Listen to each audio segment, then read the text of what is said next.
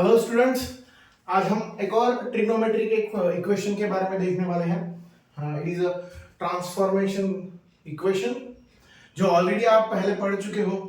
पहले 3 वीडियोस में आपने जो देखा है sine A plus B, cos A plus B और tan ए प्लस बी, जो भी आपने देखा है उसी से रिलेटेड कुछ ट्रांसफॉर्मेशन फॉर्मूले भी बनाए जाते हैं।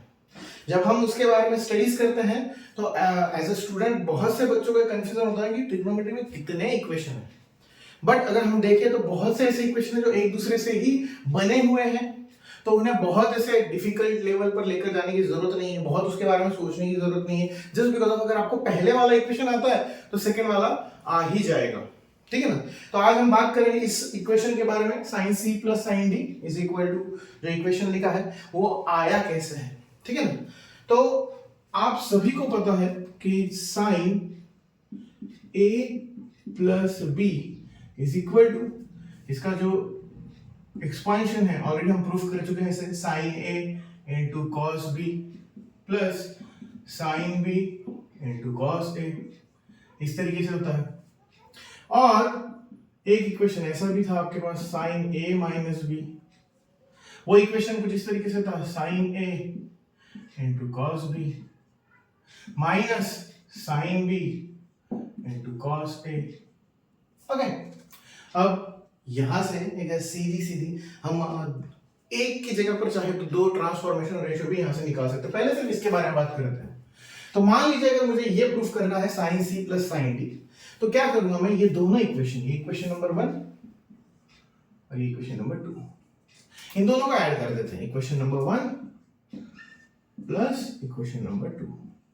अब अगर इन दोनों को ऐड कर दिया, इसका मतलब यहां पर ये इक्वेशन ऐसे हो जाएगा, sine A B, sorry A plus B plus sine A minus B. Okay, LHS को दोनों को ऐड कर दिया।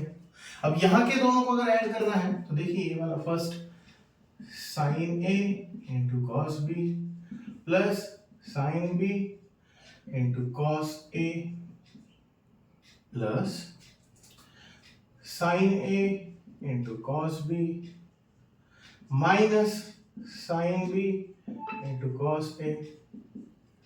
यहां पर दो फैक्टर एक दूसरे के अपोजिट है, इक्वल और opposite, sine B cos A minus sine B cos A, दोनों गेट कैंसिल।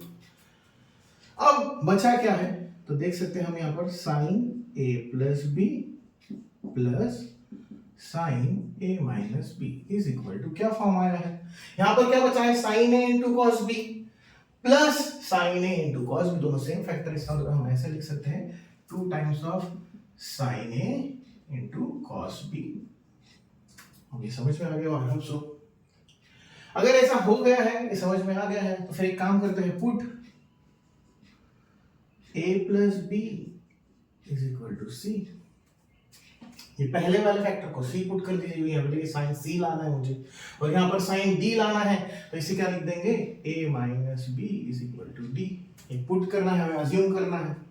अगर हम इसे अज्यूम करके इनको ऐड कर देते हैं तो a प्लस a कितना होगा आपका, 2a, b b get cancel equal to c plus d। 2 वहां पर भेज दीजिए, तो आपका a का जो वैल्यू बन रहा है वो कितना है, c प्लस डी बाई 2। कितना वैल्यू बन रहा है, c प्लस डी बाई 2। आपने इसे एक बार ऐड किया है, अब इसी को एक बार सब्सट्रैक्ट कर दीजिए। सब्सट्रैक्ट अगर करोगे, a plus B is equal to c minus a minus b is equal to d। क्या करोगे, a get cancel, minus minus get plus, it is 2b is equal to c minus d। 2 को फिर से वहां divide कर दीजिए, तो c minus d divided by 2। पहले ये लिख लीजिए, ये समझ में आ गया तो फिर ऊपर गरम कर देते हैं।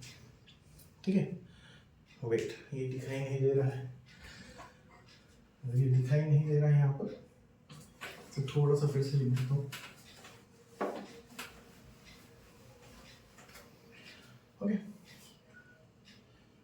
यहाँ पर लिखता हूँ मैं थोड़ा सा और ऊपर, put a plus B is equal to C, a minus B is equal to D, दोनों को ऐड कर दिया है। ओ सॉरी, कितना हो गया, 2a, ये गेट कैंसिल, ये c प्लस डी, और a का वैल्यू कितना बन रहा है, c plus D divided by 2। दिखाई दे रहा है। ओके, अब दिखाई दे रहा है। और एक बार सब्सट्रैक्शन करने को बोला है तो इसका मतलब a plus B is equal to C, a minus B is equal to D. Subtraction करेंगे तो ये दोनों कैंसिल, प्लस हो जाएगा 2b is equal to c minus d। तो b का वैल्यू कितना बन रहा है, c minus d divided by 2। हो गया है। अब नोट कीजिए यहाँ पर ये जो इक्वेशन हमने बनाया था, मैं इसी को यहीं से रफ कर देता हूँ, ये अब समझ में आएगा, नोट डाउन भी कर लिया होगा आपने। अब यहाँ पर जो ये आपने लिखा था sine a plus B plus sine a minus B is equal to 2 times of sine a sine b।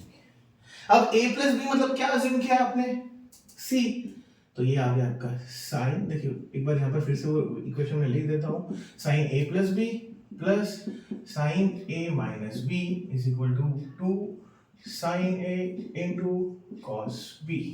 अब एक एक करके जो आपने अज्यूम किया है वो पुट कर दीजिए। a प्लस बी को आपने c अज्यूम किया था, तो ये यहाँ पर आ गया sine c, plus a minus b को आपने क्या पुट किया था, d, यहाँ पर आ गया sine d is equal to 2 times of sine a का वैल्यू क्या बना है, a का वैल्यू बना है c plus D divided by 2, और b का वैल्यू क्या बना है, cos c minus D divided by 2।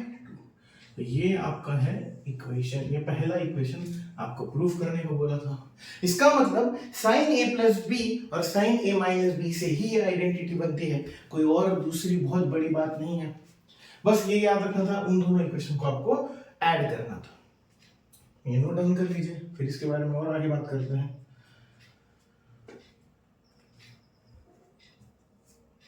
Note down कर लीजिए पहले ये। ओके, अब अगर ये नोट डाउन कर लिया है, इसी से रिलेटेड दूसरा ट्रांसफॉर्मेशन रेशियो भी, दूसरा ट्रांसफॉर्मेशन इक्वेशन भी बनता है, उसे भी डिस्कस कर लेते हैं।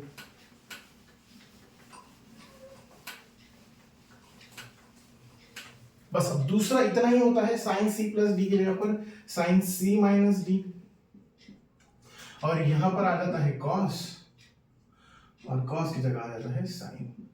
अब लास्ट टाइम हमने प्लस पर फोकस किया था, अब की बार माइनस पर फोकस करना है। फिर से वही चीज, sine A plus B is equal to क्या लिखा था आप लोगों ने, sine A into cos B plus sine B into cos A. सही है। दूसरा इक्वेशन आपने लिखा था sine A minus B is equal to क्या होता है, sine A minus B, sine A into cos B minus sine B into cos A. बस अब इतने से को आपको प्रूफ करना है। ठीक है, दोनों को लास्ट टाइम हमने ऐड किया था, इक्वेशन 1 और इक्वेशन 2 को हमने, ये इक्वेशन 1 और इक्वेशन 2 को ऐड किया था। अब की बार हम थोड़ा सा स्पेस कम होने की वजह से यहाँ पर सब्सट्रैक्ट कर देते। अगर मैं इन्हें सब्सट्रैक्ट कर दूं तो ये यहाँ पर क्या आ जाएगा, लेफ्ट हैंड साइड आएगा आपका sign A plus B minus sign A minus B. हो गया ये। यहां पर अगर सब्सट्रैक्शन करेंगे तो साइन ए कॉस बी माइनस साइन ए कॉस बी गेट कैंसिल, यहां पर ये माइनस माइनस प्लस हो जाएगा। दैट मींस ये कितना आएगा, sine B into cos A plus sine B into cos A, कितना, 2 times of sine B into cos A.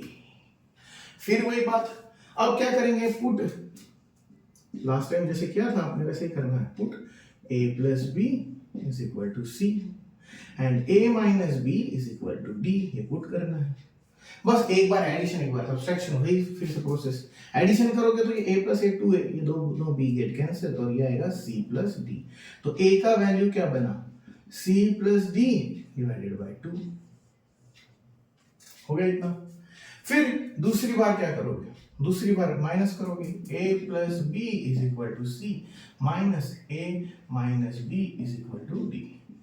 a get cancel, minus minus plus, ये आपका 2b, यहाँ पर c माइनस d। तो b का वैल्यू क्या बनेगा आपका, c minus d divided by 2। बस हो गई बात। अब यहाँ पर ये जो इक्वेशन आपने लिखा है वहीं पर इस वैल्यूज को पुट कर देना है।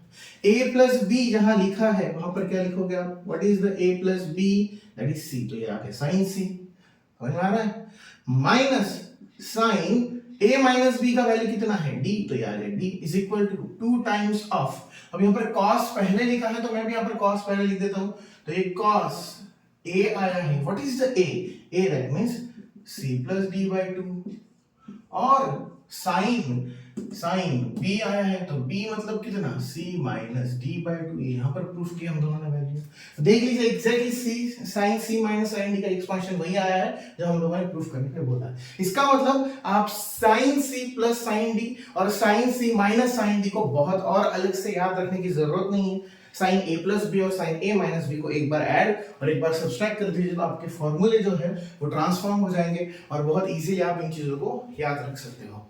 नेक्स्ट वीडियो में हम बात करेंगे और अलग ट्रांसफॉर्मेशन रेशियोज के बारे में, ट्रांसफॉर्मेशन इक्वेशन के बारे में। तब तक के लिए अपनी प्रैक्टिस जारी रखिए और कोई भी डाउट हो तो आप कमेंट बॉक्स में बता सकते हो। Thank you.